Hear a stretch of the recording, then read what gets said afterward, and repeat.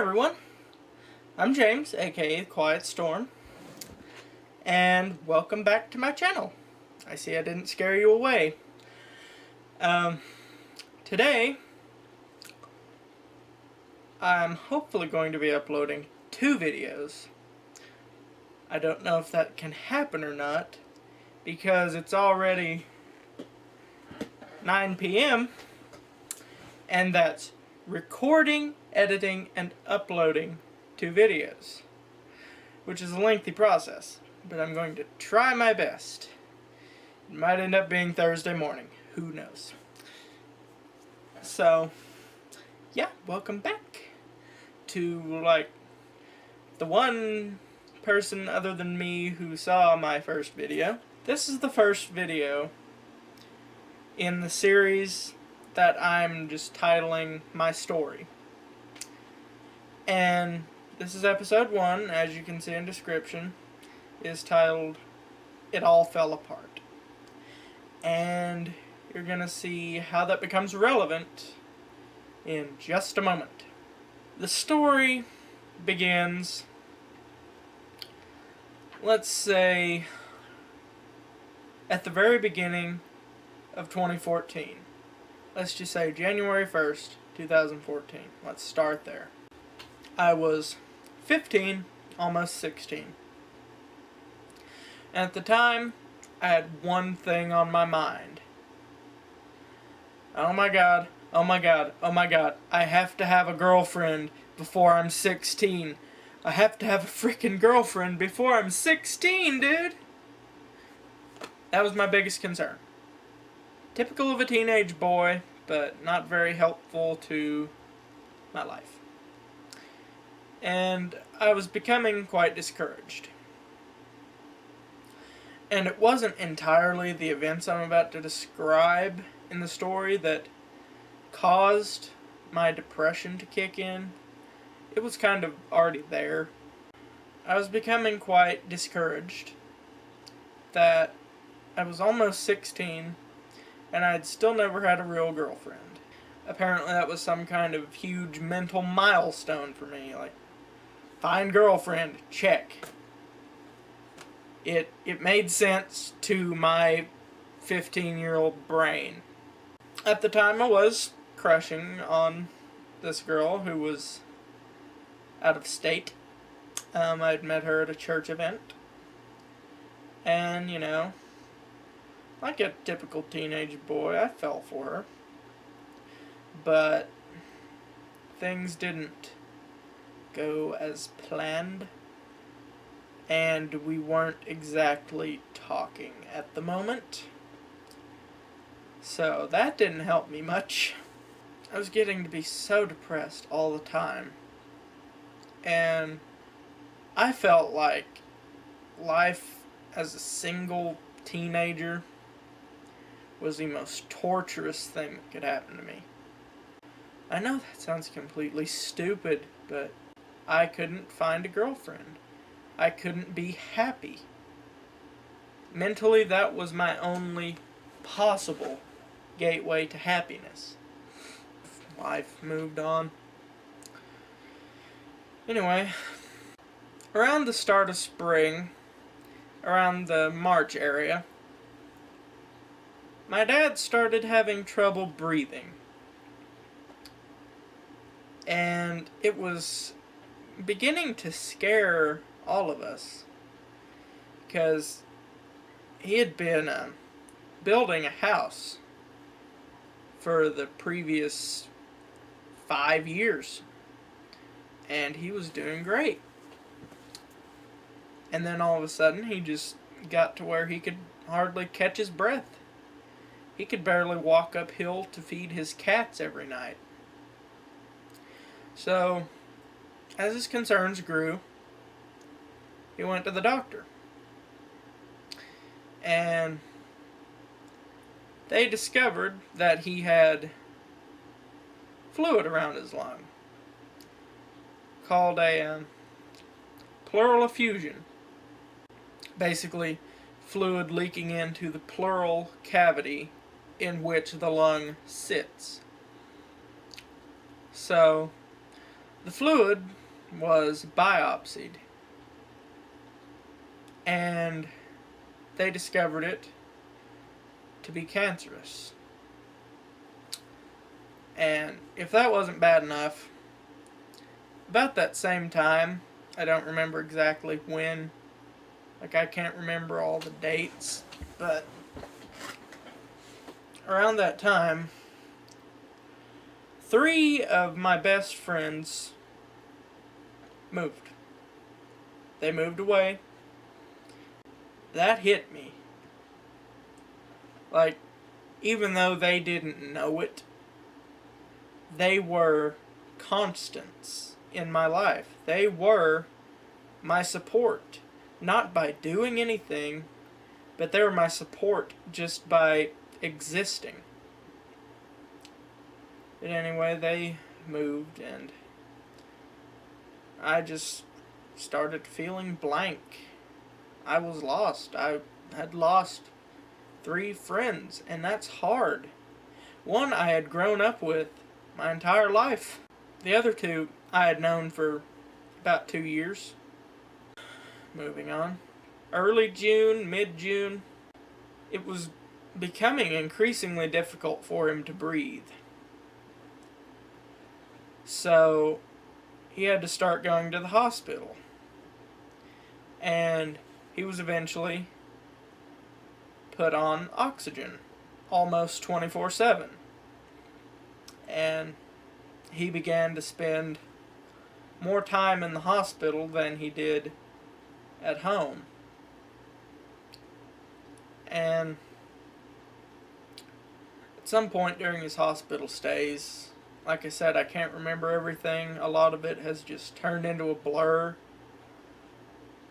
But they discovered a sizable mass in the lung with the pleural effusion. And, a substantial tumor. That, paired with the fluid, had rendered that lung nearly useless. That's why he had such trouble breathing. But, in mid-August, it was the week of the 20th, I think. It was probably on August 22nd or 21st when my father had a procedure that drained the fluid from his pleural cavity. And he just felt so relieved.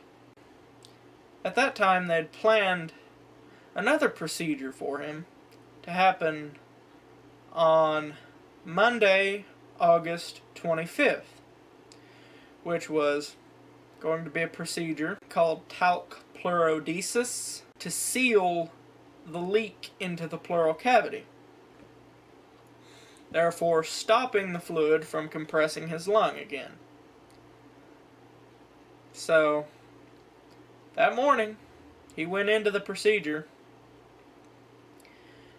and shit hit the fan in that operating room.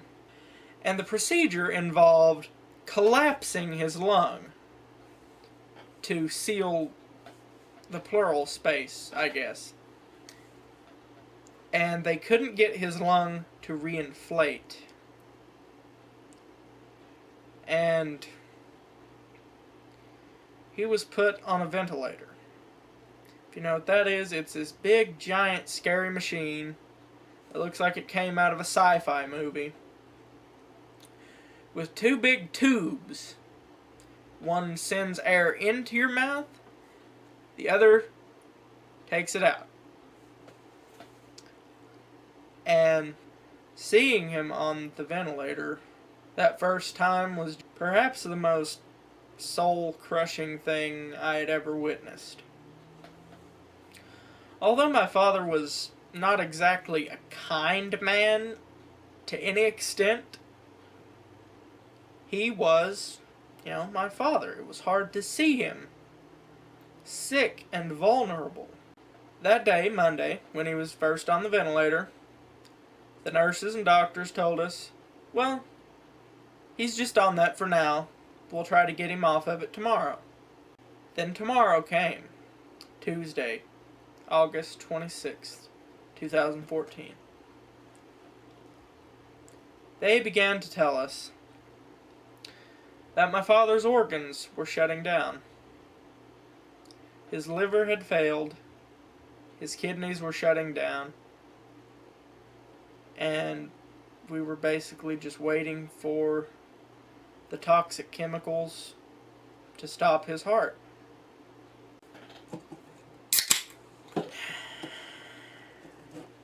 Cherry Coke Zero, this actually exists. Mom kept her faith strong in her God. And for about 36 hours, all she did was pray. And I began to realize, oh crap, my dad's gonna die. And I just had to make that realization. Tuesday was rather uneventful. We just sat with him a lot. Mom signed a DNR, a do not resuscitate, which means when his heart stops, he's dead. And we will not do anything. And, Mom figured that was probably the right thing to do.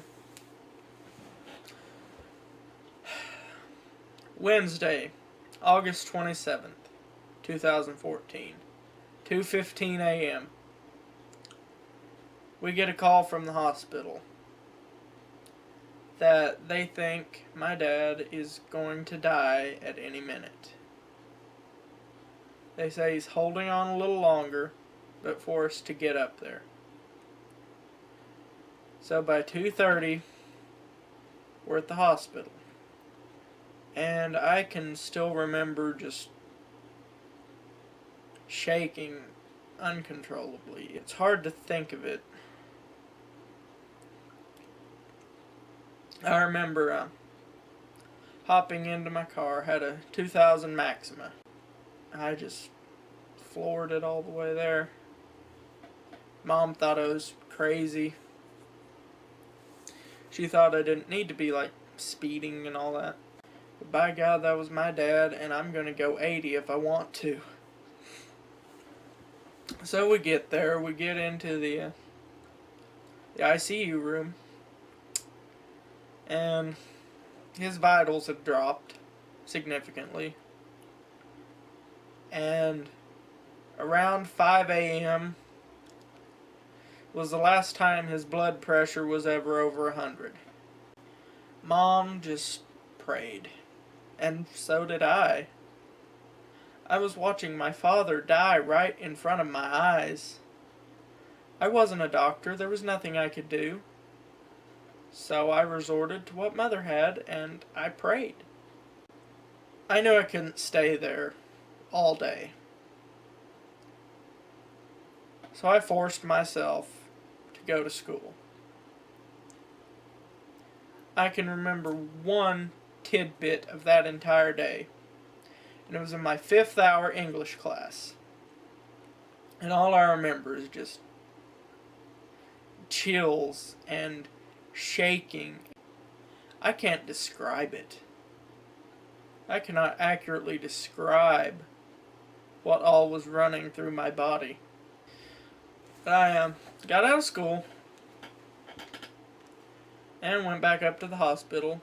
Dad was still alive, but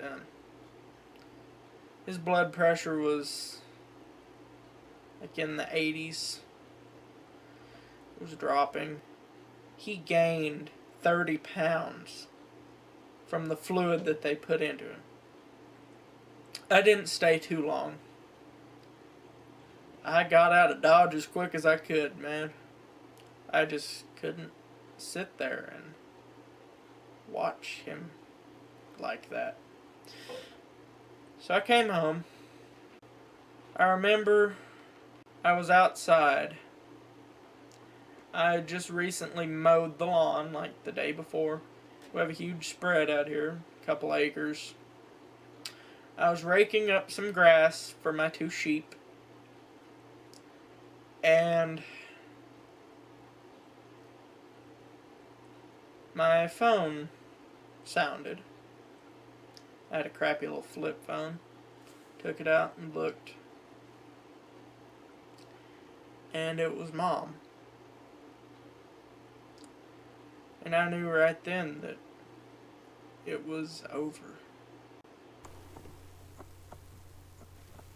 And I looked at the message.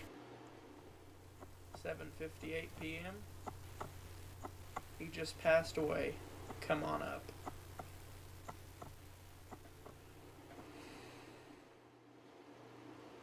And